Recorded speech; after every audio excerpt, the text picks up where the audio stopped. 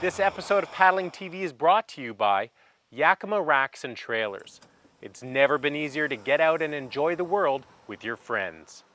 Visit us at yakima.com. Although at first glance you might think that stand-up paddleboards are easy to transport, their long and flat shape actually makes them act like a wing. On top of that, you have to be careful not to damage their surface. If you're driving a pickup, a van, or a vehicle big enough to safely transport the board inside, the only thing I would recommend is getting a padded board bag. It'll save both your board and your vehicle some wear and tear. But most people will need to transport their SUP on top of their vehicle. And if that's what you need to do, here are a few things to consider.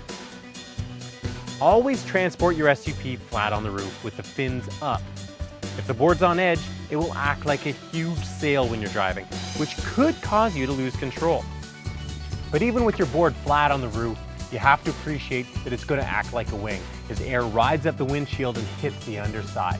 Depending on how fast you're traveling and how strong the winds are, this can put an enormous load on your racks.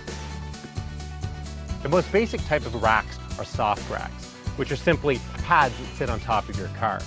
Now they can definitely do the trick, but they're not going to be nearly as secure as a good quality set of racks like Yakima racks.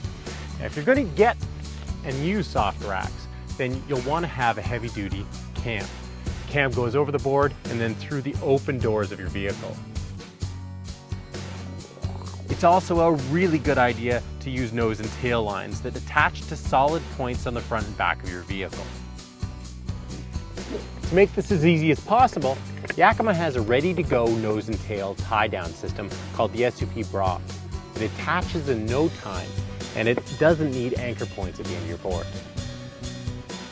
Better than soft racks, a set of heavy-duty racks like Yakima racks are definitely a safer and more secure way to get your SUP around. Yakima even has a complete SUP transport system called the Wave Hog that works on any fixed rack. The Wave Hog comes with pads to cover the rack bars, 2 lockable heavy-duty straps that secure the board down, and the SUP bra nose and tail tie downs for even more security. As a final note, if you're going to tie down multiple boards, you'll want to stack the boards on top of each other with a towel in between to protect them. You can then use the same tie down technique we just looked at.